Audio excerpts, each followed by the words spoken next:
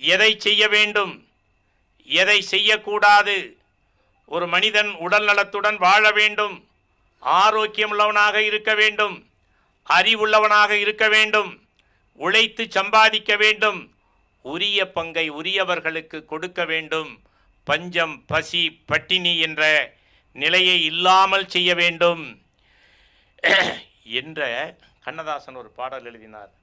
எல்லோரும் எல்லாமும் பெற வேண்டும், இங்கு இல்லாமை இல்லாத நிலை வேண்டும், வல்லான் பொருள் குவிக்கும் தனி உடைமை நீங்கி வர வேண்டும், திருநாட்டில் பொது உடைமை, எல்லாரும் எல்லாமும் பெற வேண்டும். அற்புதமான பாடல்.